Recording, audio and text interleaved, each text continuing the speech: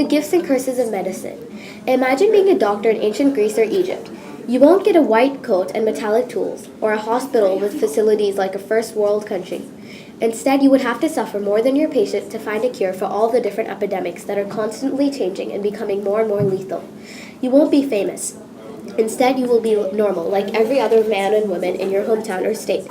Everyone is their own doctor. Isn't that a good thing? I mean, the more the merrier, right? Well, no. Some people don't have the money to pay for or to buy the remedies. They're poor, so they have less to treat too.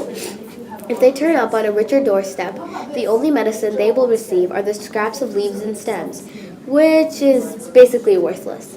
Again, thinking about the more the merrier, are the people taking more medicine than they need? Where are all of the herbs and supplements going? They are not disappearing into thin air, right? No, they're being used up. Let me tell you all about it. To the people in ancient Greece, health and disease was a mystery. The people in Greece believed that when Apollo fired an arrow at it, it brought a 9-day plague. The people considered it to be a punishment from gods for treating their land in a wrong way. Even though they believed that the gods were the ones who were cursing them, the Greeks still knew and prayed that the gods would forgive them and heal their loved ones. If a family member or friend was sick, the people prayed and offered sacrifices to the many gods of herbal healing. The gifts were usually animal sacrifices. The animals were killed and then burned over a fire. The more wealthy made sacrifices of gold or silver coins, flasks of wine or olive oil or whatever else they could afford. If you had a bad leg, you could offer a model of a leg made from terracotta. At this time, there were no anesthetics, so they used natural leaves to do the job. The most common one was a mandrake. Mandrakes were the most powerful tool that they had, but it was still very weak compared to the chemical ones we have today, so the operations were still very painful. Due to this, there were many cases in which lives have been lost or have been harmed because operations were not performed correctly or they were too painful and left permanent mental issues. This issue was only fixed as times became more recent and more knowledge was found about the different diseases. Another plant that was commonly used is opium. Opium is also a plant that was used in many different remedies. However, people misused it and now therefore it is illegal to take it. In all ancient civilizations, practicing surgery was a common habit. Everyone was knowledgeable about the plants and their uses. Root cutters made a living from collecting and trading herbs. These herbs were used to create remedies. Very few of these remedies were not completely natural. Herophilius thought that since drugs were so powerful, they must have come from the gods themselves. He supported taking drugs, but not too much. Plato, on the other hand, thought taking drugs disturbed the balance of things in nature. Many of the instruments and tools used to practice surgery are made from the resources that were easy to find. A couple examples are bronze and iron. The tools that most people had in their homes or wanted to have in their homes were scalpels, knives, probes, hooks, scissors, and an endoscope. Over the years, many new techniques and remedies have been found. During the later times in the 20th century, new chemicals were added and applied to drugs. One of the first was chemotherapy. Finding the right ingredients for chemotherapy was a laborious task. Many scientists worked hard collaborating with doctors to ensure a better and promising future for those who had contracted the many different varieties of cancer.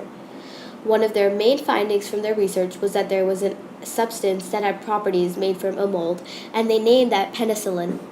Most types of penicillin are completely natural. This substance that is now penicillin saved millions of lives. Scientists are now using it in almost all of the antibiotics that are being produced. We know that penicillin is made from natural resources and is saving many lives every single day. But according to Medicine by Steve Parker, only 1/3 of modern drugs are still based on natural substances. Not all of our medicines are natural anymore.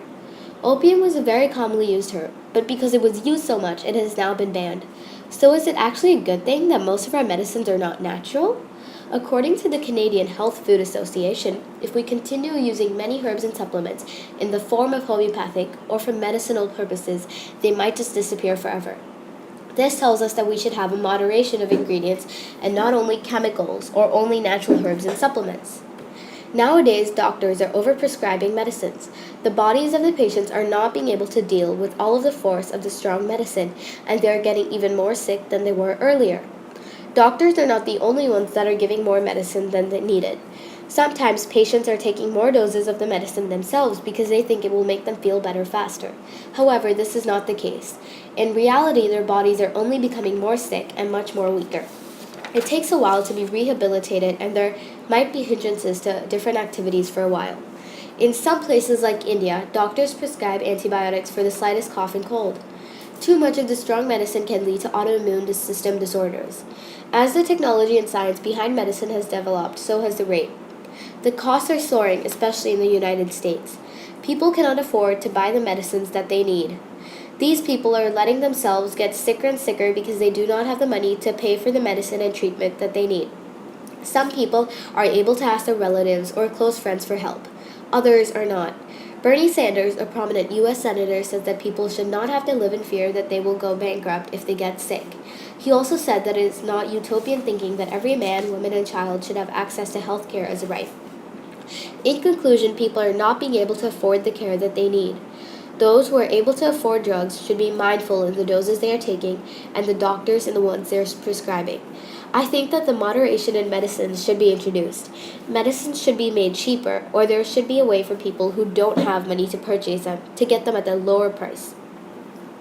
As we saw above, for generations, medicine has been both a gift and a curse. Medicine has ensured that people don't have to suffer because there are strong medicines like antibiotics. But there are also autoimmune system disorders that are becoming more and more common because people are eating strong medicine unnecessarily. People are still researching and finding cures to help us. Some of these cures will work, but others might lead us to a point where we have to think of moderation again. In just a couple years, everyone in the world might have access to health care, or not. Either way, medicine has shaped us for the better, and I hope it continues to do so.